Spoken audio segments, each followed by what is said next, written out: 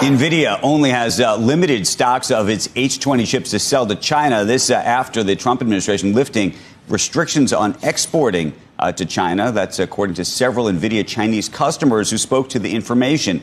Despite AI chip demand in China, a Weekend article saying NVIDIA isn't currently planning to restart production of the H20. It says that after the U.S. banned the sale of the chip to China in April, NVIDIA canceled those orders. NVIDIA's manufacturer, Taiwan Semiconductor, altered production lines to make different chips for other customers, and that company is now running at full capacity. As a result, NVIDIA could miss out on fully returning to the Chinese market, at least in the near term, Becky. And what is there to say about NVIDIA that hasn't been said before? Because of its major contribution to the artificial intelligence, AI revolution, the Jensen Huang-led semiconductor titan is arguably the most important corporation in the world today. NVIDIA is one of the few firms that almost no one is pessimistic about. Experts and investors almost universally praise the company for its cutting-edge chips, which are favored by hyperscalers like Microsoft, Google, and Amazon, among others. However, the company's activities, or lack thereof, in China have been a significant obstacle. After being negatively impacted in January by the rise of AI startup DeepSeek, NVIDIA suffered yet another setback when President Donald Trump banned the company's H20 processors from being exported to the second-largest economy in the world. However, it appears that the company's troubles in China may finally be over, since it was just announced that NVIDIA has received approval to start selling its H20 chips in the nation again. This development has been welcomed by analysts, who estimate that it can boost the company's top line by roughly $15 billion, bringing its regional sales to $20 billion for the entire year. Additionally, this caused the price of NVIDIA's stock to soar, and it is already up 29% year-to-date. Additionally, it recently surpassed $4 trillion in market capitalization, making it the first corporation in the world to do so. Can anyone join the NVIDIA party now? No, and here's why. It would seem that a stock that has rewarded its investors with a staggering 1,596% gain over the last 5 years would not have more potential for growth. Rethink your thought. About a month has passed since I wrote my last article about the firm, and NVIDIA's stock has increased by roughly 19%. Of course, the China news is mostly to blame for this, but there are other factors as well, since NVIDIA's following is growing daily, and for good reason. For example, NVIDIA leads by a significant margin in AI training workloads, rather than merely participating. According to industry data, the corporation has over 80% of that market. The company's proprietary platform, CUDA, is largely responsible for this leadership. For many years, developers have developed on top of CUDA, which functions much like the operating system of the AI computing industry. Replicating such an ecosystem is challenging. Last but not least, NVIDIA's capacity to supply complete AI computing environments rather than simply components gives it an even greater advantage. NVIDIA provides entire systems rather than just a chip here and a bit of software there.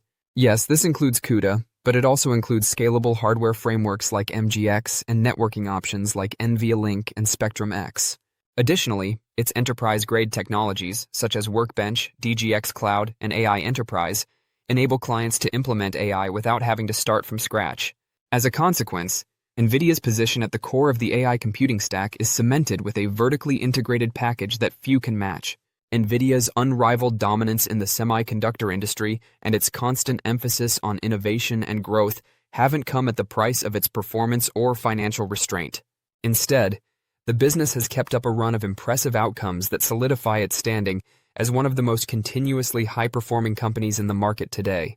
So, what implications does this have for NVIDIA's stock? Let's explore that. But first, a big thank you to those of you who've stuck with us this far.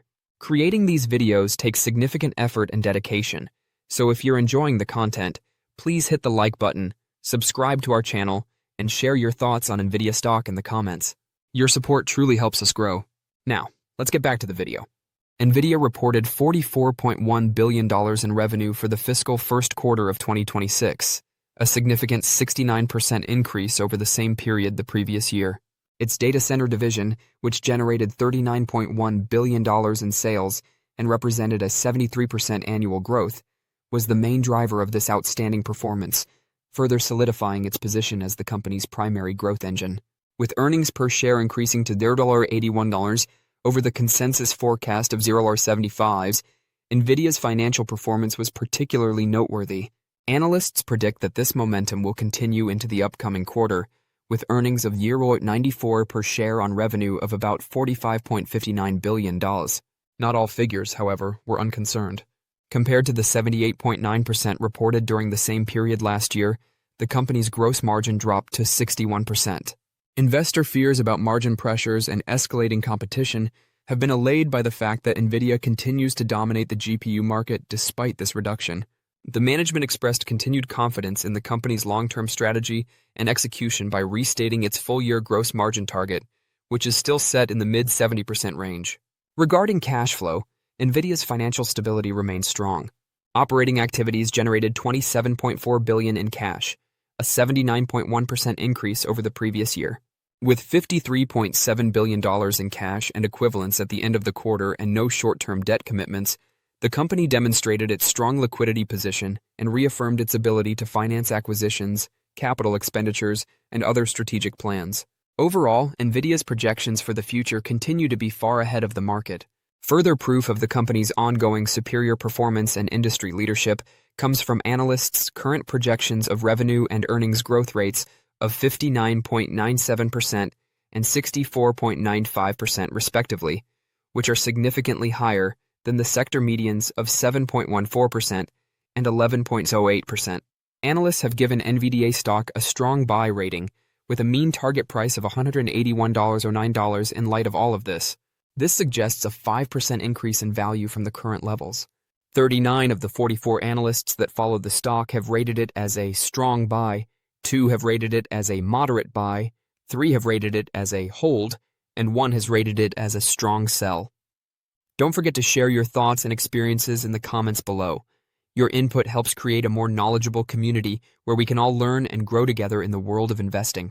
Stay up to date with the latest market trends, insights, and key updates by subscribing to Investing Tutorial. We're here to help you make smarter investment decisions and stay ahead of the curve. Charles Schwab. You know things are changing, Lizanne, when you start to see the new monikers to try to group things together for the new. Nothing seems to be getting in front of this AI trade, though.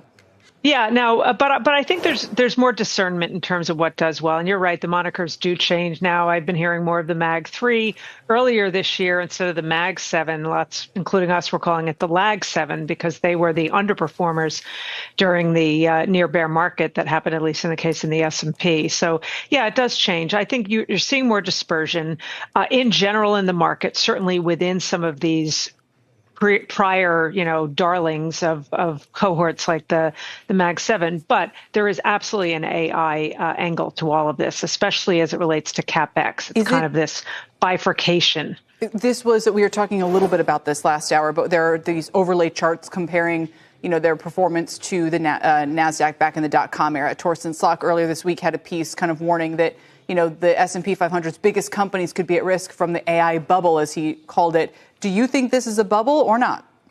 Well, I think we've got excess from a concentration standpoint, and I think that is a risk for a lot of particularly individual investors that may not have been adopting a balance sheet strategy. The one big difference is that even though valuations are similarly stretched, the underlying fundamentals are much stronger. A lot of what powered the late 1990s, aside from some of the big dominant mega cap names, were stocks of companies with no profits, no prospects for profits. It was sort of silly season with .com being attached to everything. I think when you look at the underlying fundamentals, leaving the valuation piece of it aside, these are real companies with real profit streams and a pretty bright future. You get to a valuation excess, which actually we got to in the early part of the year, and part of the reason why many of those stocks underperformed the S&P on the way down. Those excesses need to be corrected, but I wouldn't do an apples to apples in terms of that .com era because the quality of the companies from a cash flow perspective, from a balance sheet perspective, are far